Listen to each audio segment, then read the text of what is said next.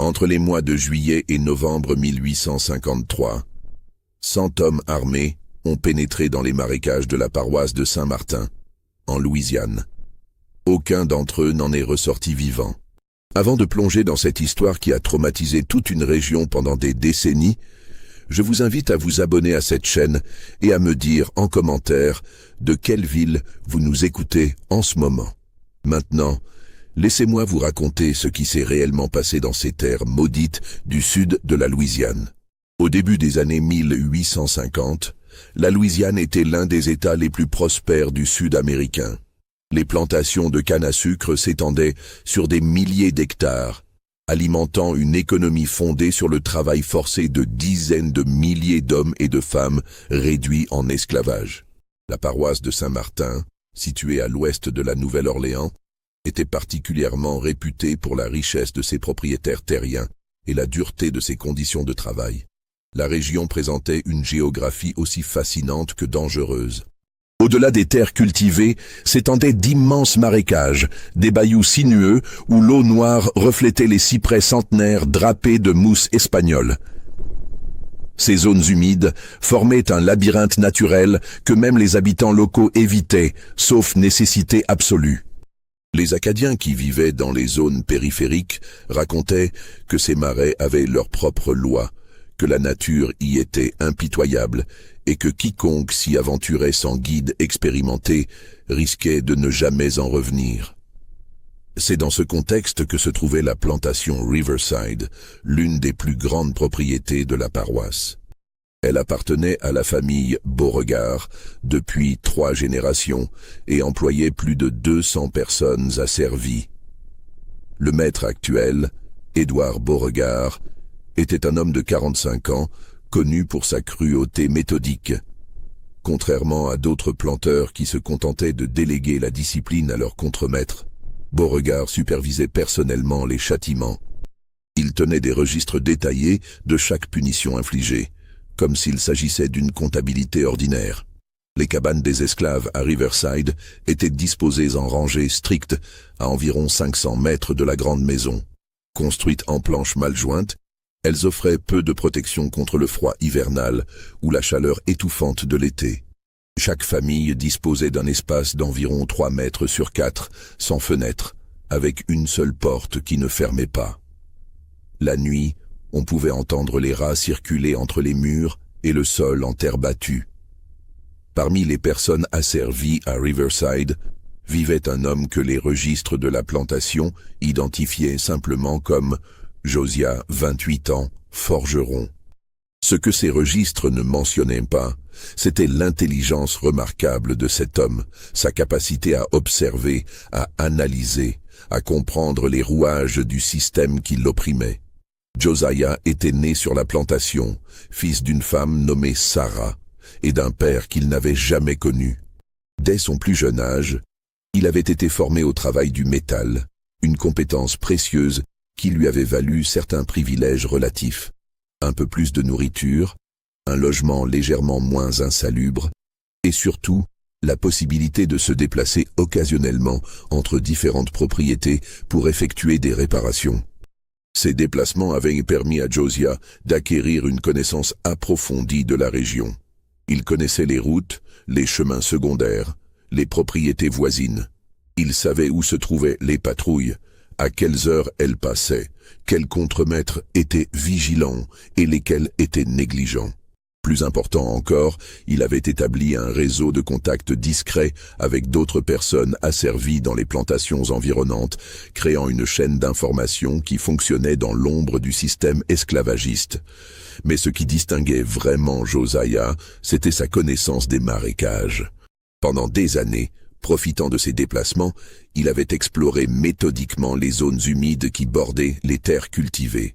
Il avait cartographié mentalement les passages praticables, identifié les îlots de terre ferme cachés au milieu des eaux stagnantes, repéré les arbres creux qui pouvaient servir d'abri, observé les cycles des marées et des crues. Il avait appris à reconnaître les plantes comestibles, à éviter celles qui étaient toxiques, à suivre les traces des animaux vers les sources d'eau potable. Il avait même établi des caches secrètes dans les endroits les plus reculés. y dissimulant des provisions, des outils, tout ce qui pourrait servir le jour où il déciderait de fuir. Car Josiah savait que ce jour viendrait. Il l'avait décidé depuis longtemps. Mais il attendait le bon moment, celui où toutes les conditions seraient réunies pour maximiser ses chances de survie. Il ne se faisait aucune illusion sur les dangers qui l'attendaient. Il avait vu revenir les corps mutilés de fugitifs capturés, exposés publiquement comme avertissement. Il connaissait l'existence des chasseurs de primes professionnels, ces hommes qui faisaient du traquage d'êtres humains leur métier. Il savait que la loi elle-même était son ennemi, que le simple fait d'être noir dans le sud sans papier de liberté signifiait la mort ou la recapture. Mais Josiah avait quelque chose que peu d'autres possédaient, un plan. Un plan élaboré sur des années, fondé sur une connaissance intime du terrain et une compréhension froide des faiblesses du système. Il ne comptait pas simplement fuir et espérer atteindre le nord. Il avait compris que la véritable sécurité résidait ailleurs, dans un endroit où personne ne penserait à le chercher, où les règles ordinaires de la poursuite ne s'appliquaient plus. Le soir du 15 juillet 1853, Édouard Beauregard rentra dans sa demeure après une journée passée à superviser les travaux dans les champs de canne. Il faisait une chaleur accablante, et l'air était si lourd qu'il semblait coller à la peau.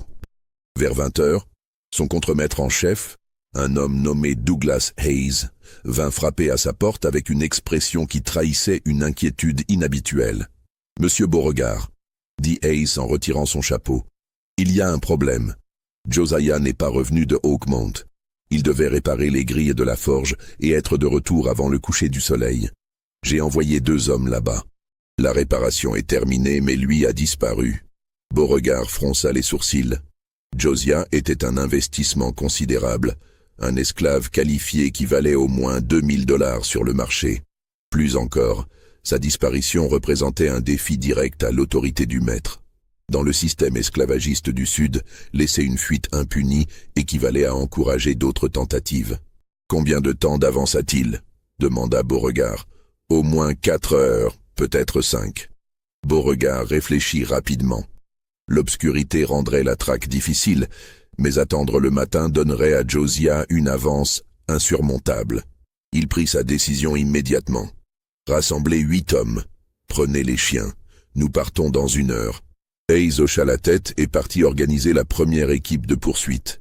Beauregard, de son côté, envoya un messager à cheval prévenir le shérif de la paroisse et les propriétaires des plantations voisines. Selon le code non écrit du Sud, chaque propriétaire avait l'obligation d'assister ses voisins dans la capture des fugitifs. C'était une question de survie collective du système. Ce que personne ne savait encore, c'est que Josiah n'avait pas simplement fui. Il avait exécuté la première phase d'un plan soigneusement préparé. Lorsqu'il avait quitté la plantation Oakmont, après avoir terminé ses réparations, il n'avait pas pris la route directe vers Riverside. Au lieu de cela, il s'était dirigé vers un point précis qu'il avait repéré des années auparavant, une section du bayou où la végétation formait un tunnel naturel au-dessus de l'eau. Là, il avait récupéré un petit bateau qu'il avait caché des mois plus tôt, ainsi qu'un sac contenant des provisions, des vêtements de rechange et plusieurs outils qu'il avait fabriqués discrètement au fil du temps. Josiah savait que les chiens suivraient son odeur jusqu'au bord de l'eau. Mais là, la piste s'arrêterait. Il avait enduit ses vêtements d'un mélange d'huile et d'herbe, au parfum puissant qu'il avait préparé spécifiquement pour confondre les limiers. Puis il avait ramé silencieusement dans l'obscurité croissante, s'enfonçant toujours plus profondément dans le labyrinthe des marécages. La première équipe de Beauregard quitta la plantation vers 22 heures. Les hommes portaient des torches et étaient armés de fusils et de fouets. Les chiens tiraient sur leurs laisses, excités par l'odeur fraîche. Ils suivirent la piste exactement comme Josiah l'avait prévu, à travers un champ, le long d'un chemin de terre, puis vers le bayou. Là, les chiens devinrent confus, tournant en cercle, reniflant frénétiquement l'air, sans parvenir à retrouver la direction. « Il est entré dans l'eau », déclara Hayes en observant les berges boueuses. « Avec cette obscurité, nous ne pouvons pas continuer. Nous reprendrons au lever du jour. » Beauregard serra les dents, frustré, mais il savait que Hayes avait raison. Se perdre dans les marécages la nuit serait de la folie pure. Ils retournèrent à la plantation, laissant 2 hommes en faction, au point où la piste s'était interrompue. Le lendemain matin, à l'aube, une nouvelle équipe beaucoup plus importante se forma. Le shérif Thomas Caldwell était arrivé avec 6 députés. 3 planteurs voisins avaient envoyé leurs contremaîtres et leurs meilleurs pisteurs.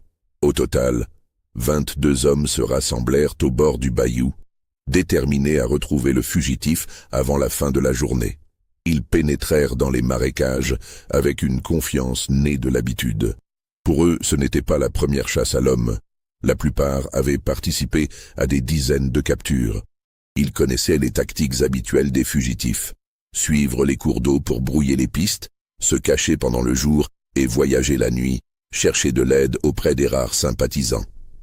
Ils s'attendaient à retrouver Josiah épuisé, affamé, prêt à se rendre après quelques jours d'errance dans la nature hostile. Mais au fur et à mesure que la journée avançait, leur confiance commença à s'effriter. Les marécages étaient plus vastes et plus impénétrables qu'ils ne l'avaient anticipé. Les passages apparemment praticables se terminaient soudainement dans des fondrières où l'on s'enfonçait jusqu'à la taille. Les nuages de moustiques étaient si denses qu'ils obscurcissaient la vision. La chaleur était étouffante, l'humidité rendait chaque respiration difficile. Et surtout, il n'y avait aucun signe de Josiah. Aucune trace, aucun indice, comme s'il s'était évaporé dans l'air épais du bayou. Au crépuscule, l'équipe revint à la plantation, épuisée et bredouille. 2 hommes avaient été mordus par des serpents d'eau, heureusement non venimeux. 3 autres souffraient de fièvre soudaine, leur peau brûlante au toucher. Le moral était bas. « Il ne peut pas survivre longtemps là-dedans », dit le shérif Caldwell à Beauregard ce soir-là. « Personne ne le peut. Les marécages le tueront avant que nous ayons besoin de le faire. » Mais Beauregard n'était pas convaincu. Il connaissait Josiah mieux que quiconque. Cet homme n'était pas un fugitif ordinaire. Il avait planifié cette évasion, c'était évident. Et s'il avait planifié, cela signifiait qu'il savait quelque chose que les autres ignoraient. Les jours suivants confirmèrent les pires craintes de Beauregard. D'autres équipes pénétrèrent dans les marécages, mais aucune ne retrouva la moindre trace du fugitif. Pire encore, les hommes commencèrent à revenir avec des histoires troublantes. Ils parlaient de sons étranges dans la nuit, de mouvements à la périphérie de leur vision, d'une sensation persistante d'être observés. Certains juraient avoir vu des ombres se déplacer entre les arbres, disparaissant avant qu'on puisse les identifier clairement.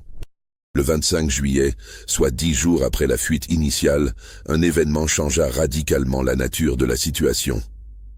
Une petite équipe de 4 hommes, conduite par un pisteur local réputé nommé Samuel Garrett, ne revint pas de sa patrouille dans les marécages. Lorsqu'une équipe de recherche partit à leur recherche le lendemain, ils ne trouvèrent que leurs chevaux, attachés à un arbre près du bord de l'eau. Les hommes eux-mêmes avaient disparu sans laisser de traces. Cette disparition sema la première graine de véritable peur dans la communauté. On pouvait accepter qu'un esclave fuit et meure dans les marécages. Mais la disparition de 4 hommes blancs armés était une toute autre affaire. Des rumeurs commencèrent à circuler. Certains suggéraient que Josiah avait reçu l'aide d'un réseau clandestin d'abolitionnistes. D'autres murmuraient des histoires plus sombres, évoquant les légendes locales sur les marécages hantés. Beauregard refusa catégoriquement d'abandonner la chasse. Pour lui, il ne s'agissait plus seulement de récupérer sa propriété. C'était devenu une question d'honneur personnel et de maintien de l'ordre social. Si un esclave pouvait défier ainsi l'autorité blanche et s'en tirer, cela créerait un précédent dangereux. Il devait être retrouvé, capturé et puni publiquement de manière exemplaire. Le 30 juillet, Beauregard prit une décision qui allait sceller le destin de dizaines d'hommes. Il fit publier des annonces dans tous les journaux de la région, offrant une récompense de 5 000 $ pour la capture de Josiah, mort ou vif. C'était une somme extraordinaire, plus du double de la valeur marchande d'un esclave qualifié. L'annonce précisait également que Beauregard paierait 100 $ par semaine à tout chasseur de primes qui accepterait de participer à la traque, que celle-ci aboutisse ou non. La réponse fut massive. Des chasseurs de primes professionnels affluèrent de toute la Louisiane, du Mississippi, de l'Alabama et même du Tennessee. C'étaient des hommes endurcis, habitués à traquer des fugitifs à travers terrains difficiles. Beaucoup avaient des décennies d'expérience. Ils arrivèrent avec leurs meutes de chiens, leurs armes, leurs équipements de survie.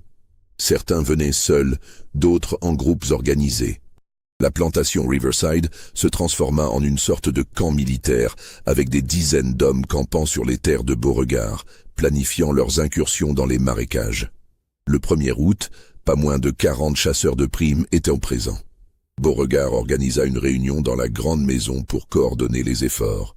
Il déploya une carte grossière de la région sur la grande table de la salle à manger. « Messieurs, commença-t-il, nous traquons un homme dangereux et rusé. Il connaît ces marécages mieux que quiconque, mais il est seul et nous sommes nombreux. Je propose de diviser la zone en secteurs. Chaque équipe sera responsable d'explorer systématiquement un secteur donné.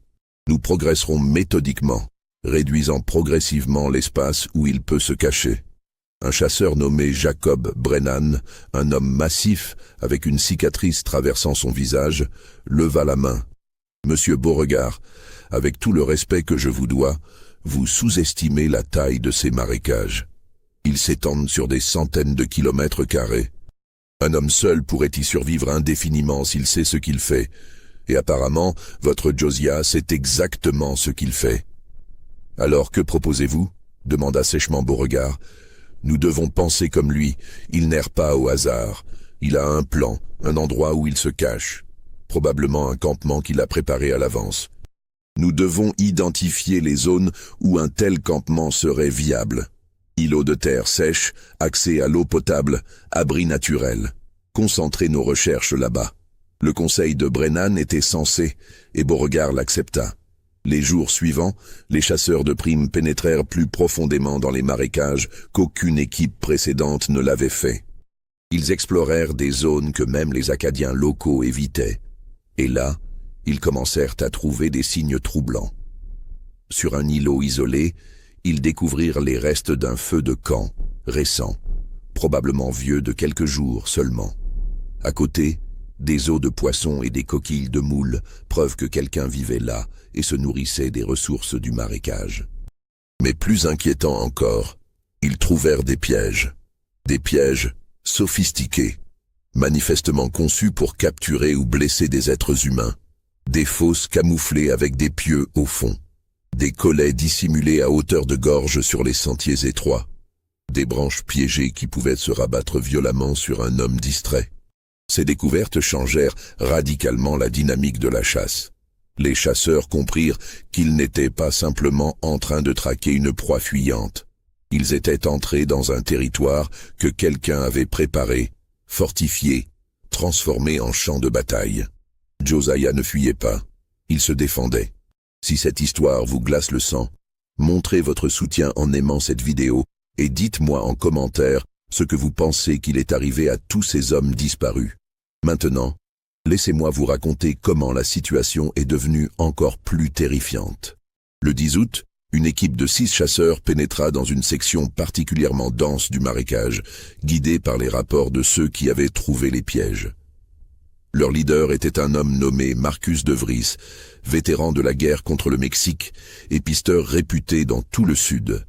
De Vries était convaincu qu'ils approchaient du campement principal de Josiah et qu'une capture était imminente.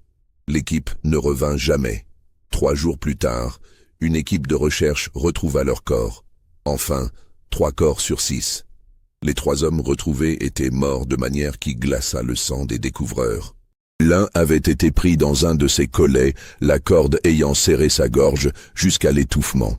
Un autre était tombé dans une fosse piégée, empalé sur des pieux de bois durcis au feu. Le 3e avait simplement disparu dans les eaux noires d'une fondrière, ne laissant que son chapeau flottant à la surface. Mais ce qui terrifiait vraiment, c'était la disposition des corps. Ils étaient alignés délibérément, visibles depuis le sentier principal. Et sur un arbre voisin, quelqu'un avait gravé un message simple mais glaquant. « Partez ». Cette découverte provoqua un choc profond parmi les chasseurs. Certains commencèrent ouvertement à discuter de la possibilité d'abandonner. La récompense de 5 000 $ semblait soudainement bien maigre face au risque de mort dans ces marécages hostiles.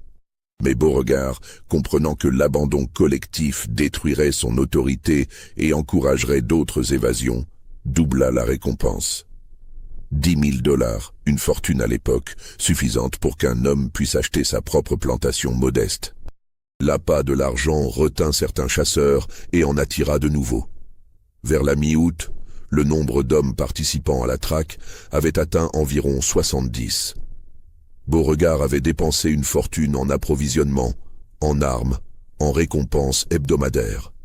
Sa femme, Isabelle, le suppliait d'abandonner, lui rappelant que la plantation souffrait de son absence et de ses dépenses excessives. Mais Beauregard était obsédé.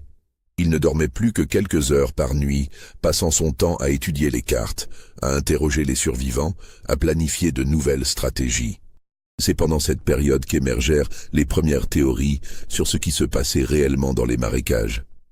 Un chasseur nommé William Foster, qui avait survécu à une embuscade où 2 de ses compagnons avaient péri, raconta une histoire troublante. Selon lui, Josiah n'agissait pas seul.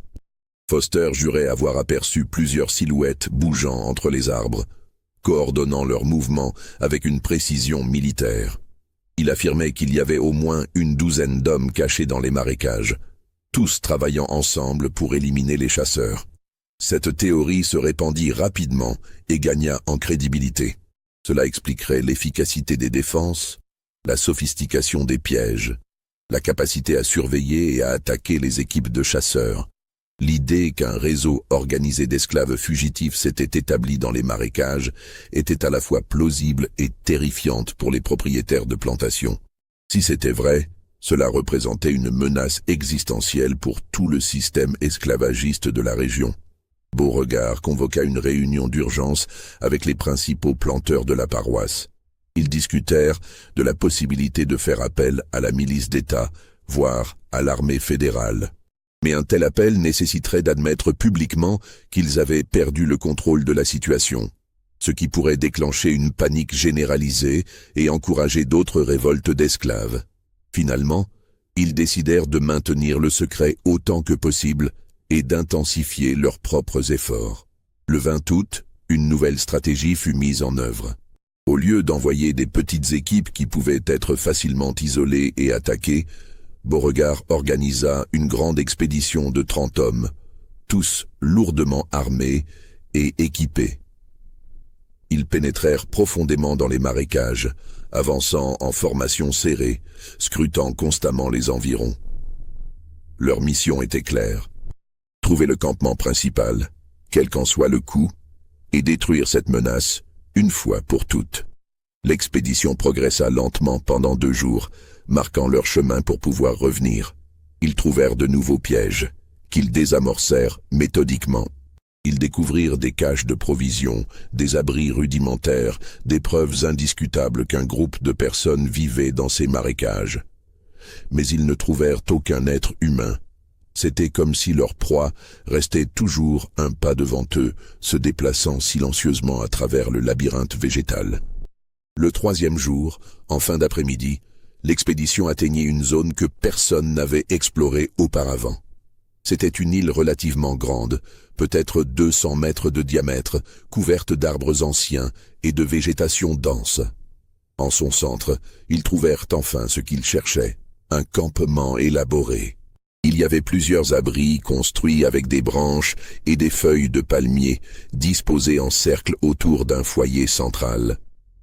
Des outils étaient rangés soigneusement, des couteaux, des haches, des ustensiles de cuisine. Des provisions étaient stockées dans des conteneurs improvisés, à l'abri de l'humidité. Il y avait même un système rudimentaire de collecte d'eau de pluie. Mais le plus révélateur était le nombre de lits de fortune. Les chasseurs en comptèrent 15, confirmant la théorie que plusieurs personnes vivaient là. « Nous les tenons », murmura Jacob Brennan, examinant le campement. Ils ne peuvent pas être loin, probablement en train de nous observer en ce moment même. Le leader de l'expédition, un homme nommé Richard Sutton, prit rapidement des décisions. La moitié des hommes devaient se cacher autour du campement et attendre le retour des occupants. L'autre moitié retournerait chercher des renforts et des provisions pour un siège prolongé si nécessaire.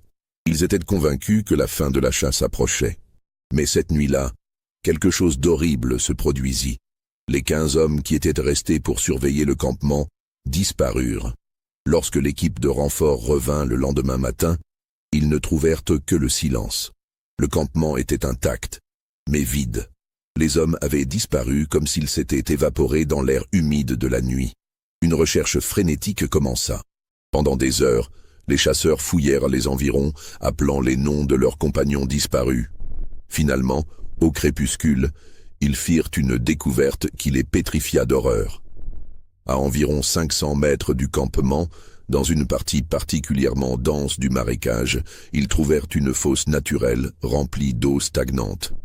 Flottant à la surface, partiellement submergés, se trouvaient les corps des 15 hommes. Tous portaient les marques de violence brutale. Certains avaient des blessures par arme blanche, d'autres montraient des signes d'étranglement. Mais ce qui glaça vraiment le sang des découvreurs, c'était l'évidence que ces hommes expérimentés et lourdement armés n'avaient apparemment pas eu le temps de se défendre. Leurs armes étaient encore dans leurs étuis. Leur visage montrait une expression de surprise totale. Comment était-ce possible? Comment 15 hommes armés, vigilants, attendant une attaque, avaient-ils pu être tués si rapidement et si silencieusement? La découverte des 15 corps marqua un tournant décisif dans l'attitude des chasseurs de primes. La peur qui avait été contenue jusque-là se transforma en terreur ouverte. Les hommes commencèrent à déserter en masse. Peu importait la récompense de 10 000 $ si on ne vivait pas assez longtemps pour en profiter. En l'espace de 3 jours, le nombre de chasseurs actifs chuta de 70 à moins de 30. Beauregard, confronté à la désintégration de sa campagne, fit quelque chose de désespéré. Il contacta personnellement certains des chasseurs de primes les plus réputés et les plus impitoyables du Sud. Des hommes dont la simple réputation suffisait à terrifier.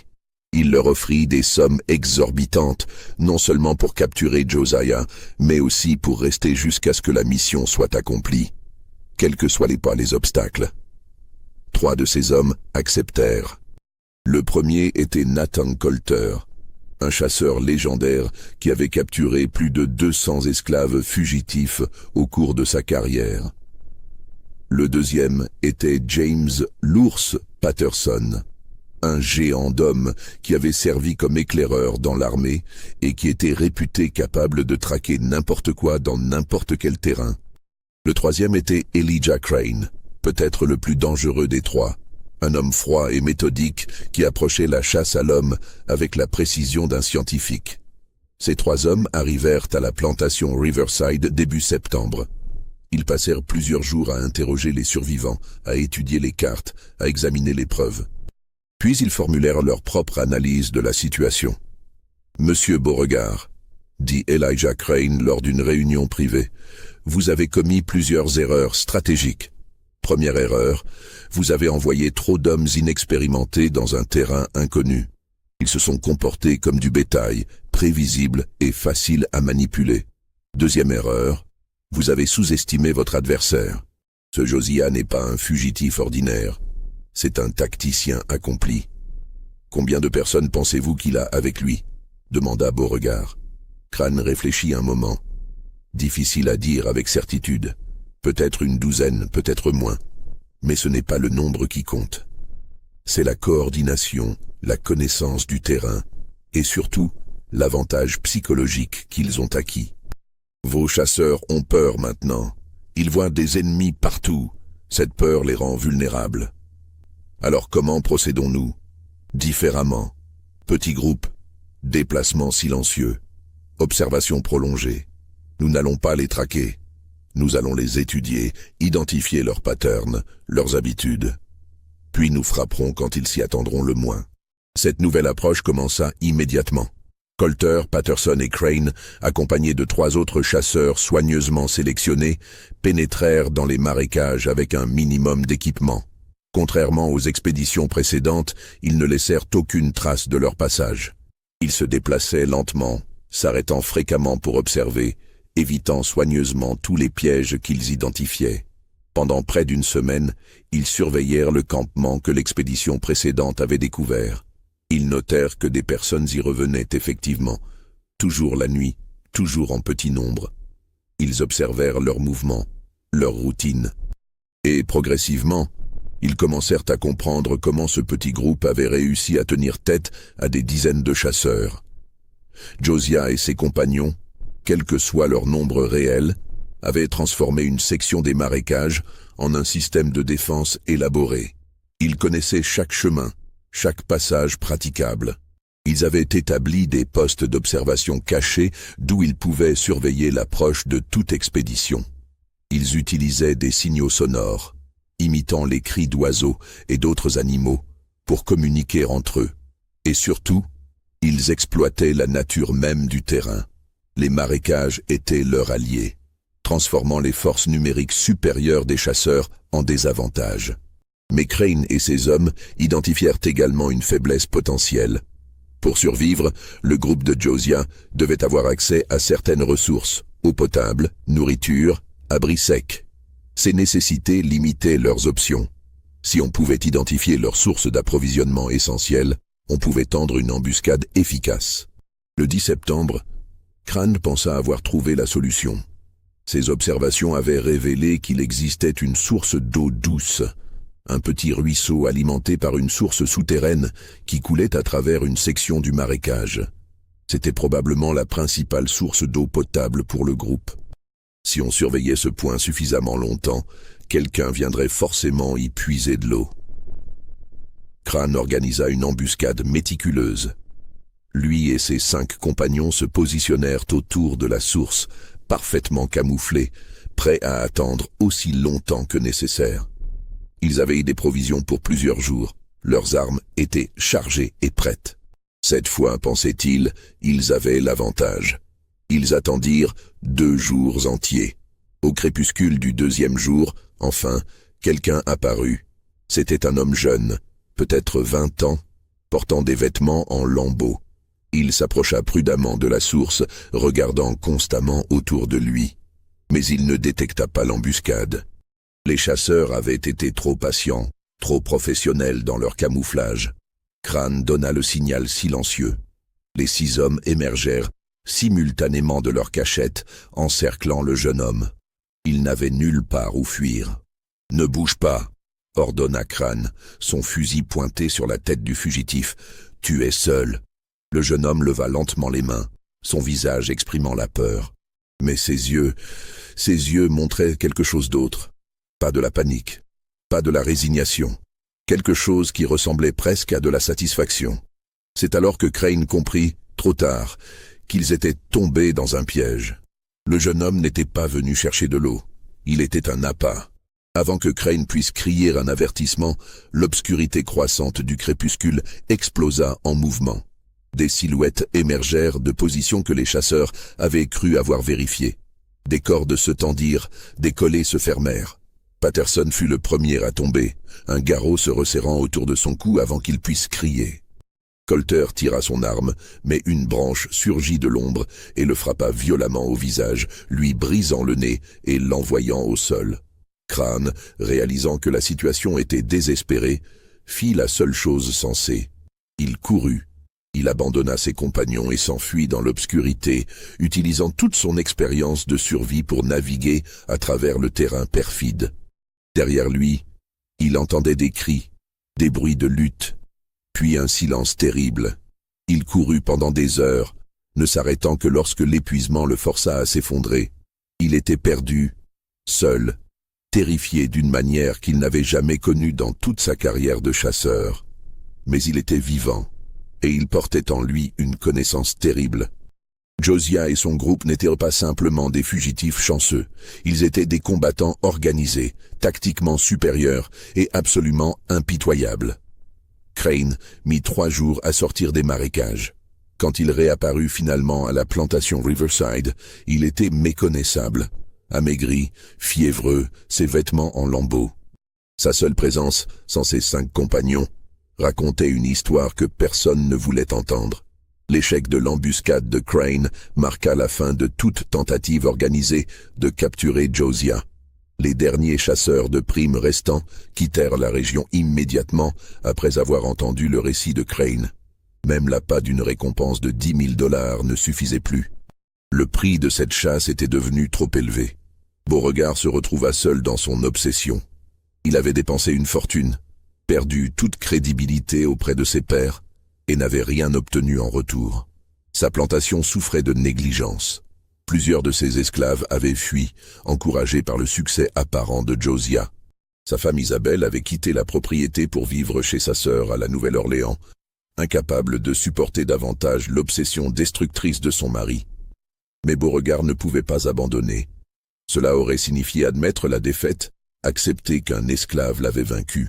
Son orgueil, son identité même de maître, ne le permettait pas. Donc il continua, même seul, à envoyer de petites équipes dans les marécages. Il paya des détectives privés de la Nouvelle-Orléans pour enquêter. Il interrogea brutalement d'autres esclaves de sa plantation, cherchant désespérément des informations sur les plans de Josiah. C'est lors d'un de ces interrogatoires, fin octobre, qu'il apprit quelque chose qui changea sa compréhension de toute la situation.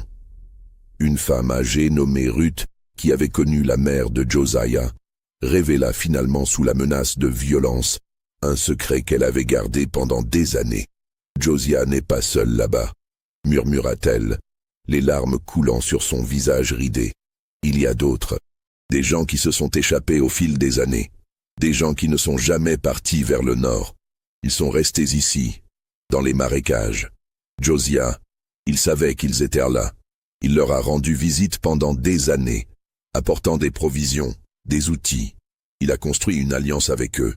Combien sont-ils ? Demanda Beauregard, sa voix tremblante de rage contenue.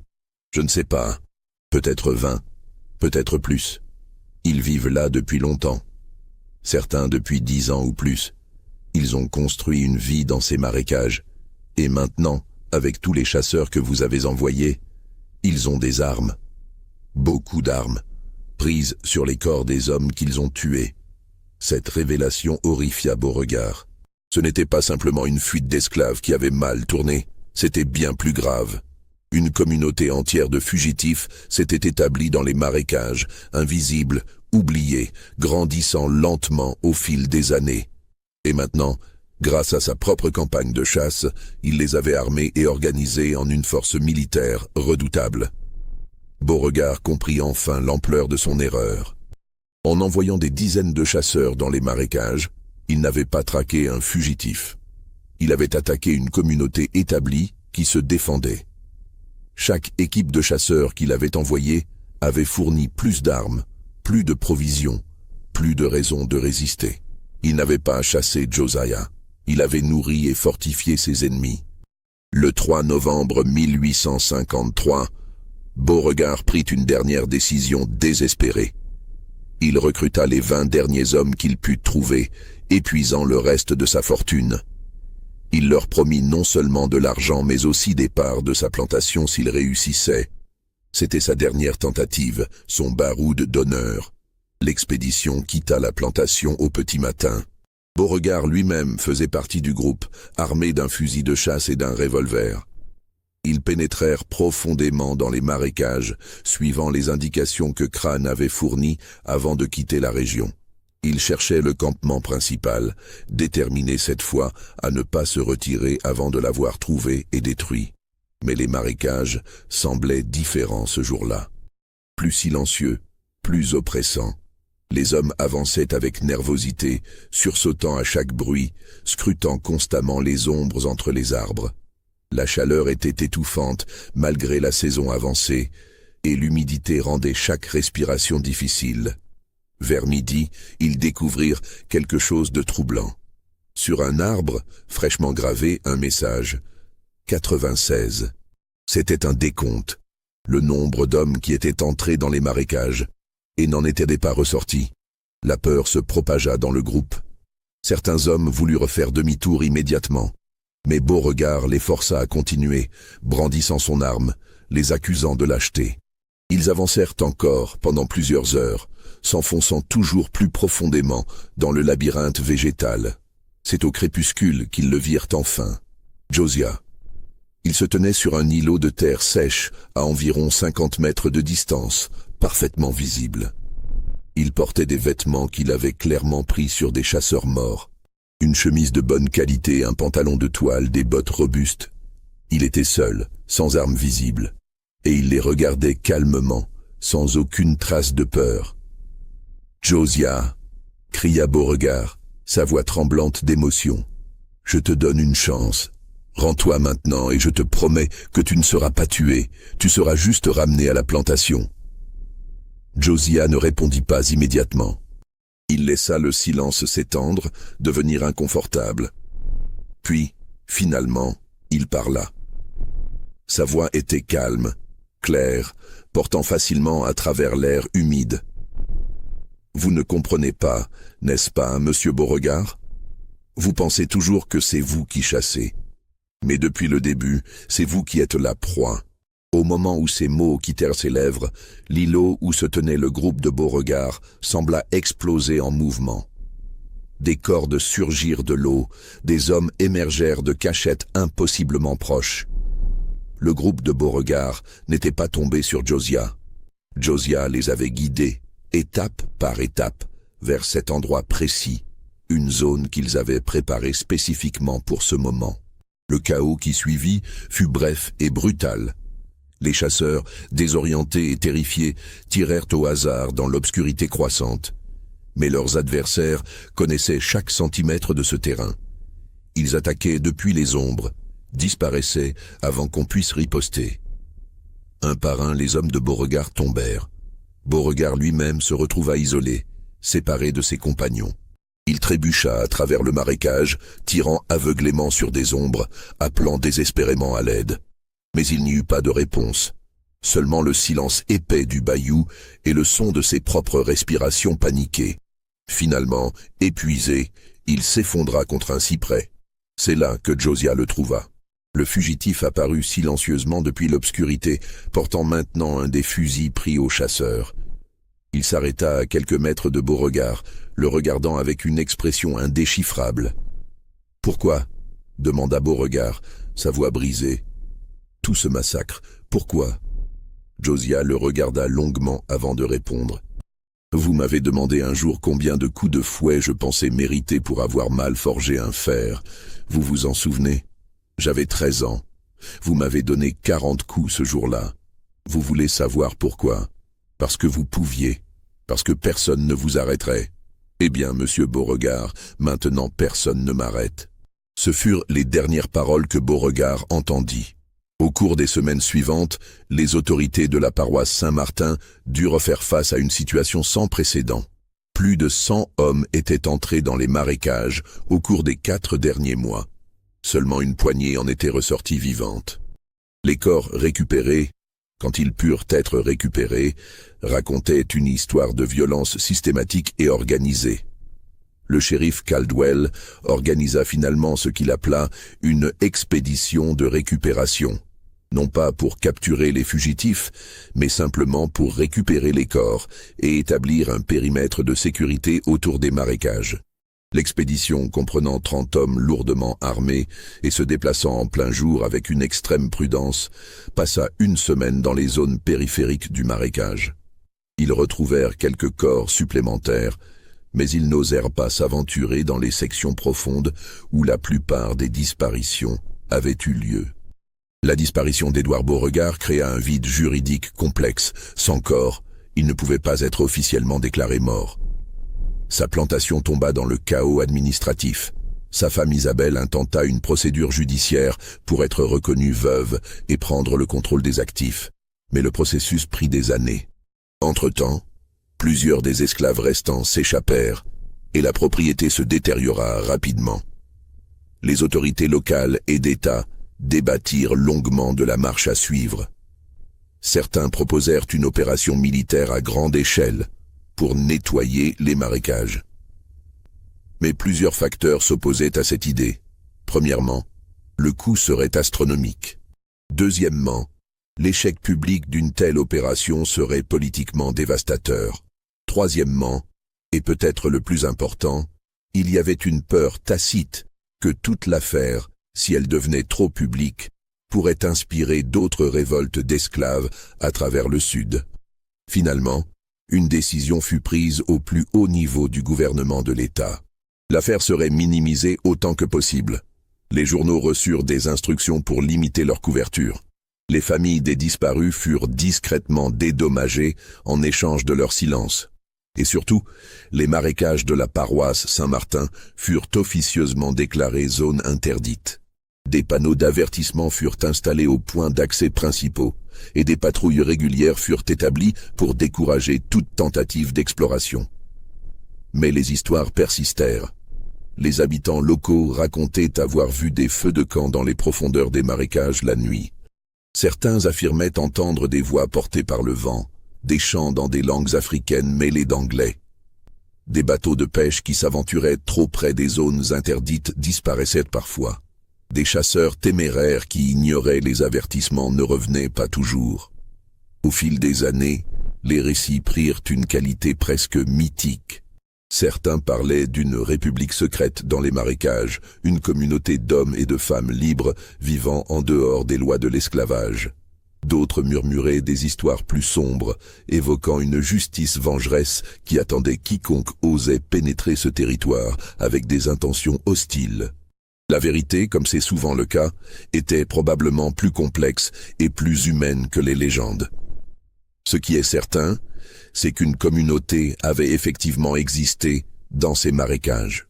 Des documents retrouvés des décennies plus tard, lors de travaux de drainage dans les années 1910, confirmèrent que des structures permanentes avaient été construites dans les sections les plus reculées.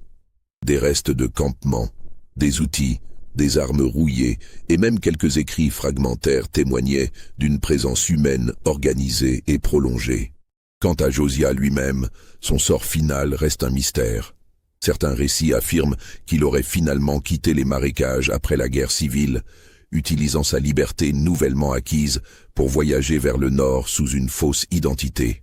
D'autres suggèrent qu'il serait mort dans les marécages, peut-être de maladie, peut-être de vieillesse, ses compagnons enterrant son corps dans un endroit secret que personne ne retrouverait jamais. Ce qui est indéniable, c'est l'impact durable de ces événements. La paroisse Saint-Martin ne se remit jamais complètement de ce qui s'était passé durant ces mois sombres de 1853.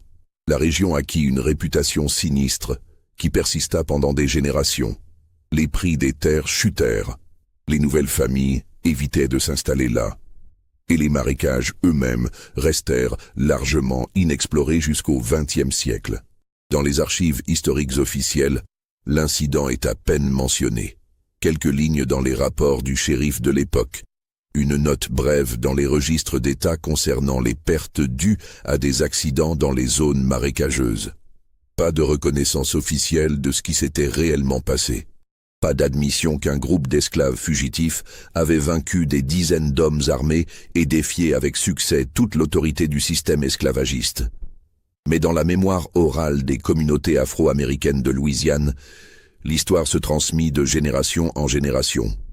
Elle devint un récit de résistance, de courage face à l'oppression impossible. Les détails varièrent avec chaque conteur. Certains éléments furent embellis, d'autres oubliés. Mais le cœur de l'histoire resta intact. Un homme nommé Josiah, qui avait dit non, qui avait transformé son oppression en force et qui avait créé un sanctuaire de liberté au cœur même du territoire de l'esclavage. Les descendants des familles de planteurs qui vécurent ces événements gardèrent également leur propre version de l'histoire, transmise en privé, rarement discutée ouvertement. Pour eux, c'était une histoire d'avertissement sur les dangers de l'orgueil excessif, sur les limites du pouvoir, sur le fait que même les systèmes les plus oppressifs contiennent les graines de leur propre destruction. Aujourd'hui, si vous visitez la région où se trouvait autrefois la plantation Riverside, vous ne trouverez presque rien. Le terrain a été vendu et revendu plusieurs fois au fil des décennies. La grande maison a brûlé dans un incendie mystérieux en 1868. Les cabanes des esclaves ont pourri et se sont effondrées depuis longtemps. Même les fondations ont été englouties par la végétation. Les marécages, cependant, restent largement intacts. Ils ont été intégrés à une réserve naturelle dans les années 1970, protégés en partie pour leur biodiversité unique, mais aussi, selon certains, parce que personne ne voulait vraiment savoir ce qui pourrait encore s'y trouver. Les gardes forestiers qui patrouillent la zone évitent certaines sections, celles marquées sur leur carte avec des notes vagues sur des conditions dangereuses ou des terrains instables. Parfois, des randonneurs aventureux ou des historiens amateurs tentent d'explorer ces zones interdites, cherchant des preuves physiques de ce qui s'est passé en 1853. La plupart reviennent bredouilles, frustrés par l'impénétrabilité du terrain. Quelques-uns ne reviennent pas du tout, leur disparition attribuée à des accidents ou à une simple imprudence face aux dangers naturels des marécages. Cette histoire vous a-t-elle fait frissonner? Pensez-vous que tout cela s'est réellement produit ou n'est-ce qu'une légende exagérée par le temps? Dites-moi ce que vous en pensez dans les commentaires ci-dessous. Si cette narration vous a captivé, n'oubliez pas de vous abonner à cette chaîne et de partager cette vidéo avec ceux qui apprécient les mystères historiques les plus sombres. Il y a tant d'histoires oubliées qui attendent d'être racontées et je compte sur vous pour les découvrir avec moi. La vérité sur ce qui s'est passé dans les marécages de Saint-Martin reste enfouie quelque part entre les faits documentés et les légendes murmurées. Peut-être que certains secrets sont destinés à rester cachés, protégés par la nature elle-même. Ou peut-être que la véritable histoire attend encore d'être découverte, quelque part dans ces eaux noires et silencieuses. Une chose est certaine. 100 hommes sont entrés dans ces marécages avec des armes et des intentions meurtrières. Et presque aucun n'en est ressorti pour raconter ce qu'il avait vraiment vu. Cela seul suffit à garantir que cette histoire hantera cette région pour toujours.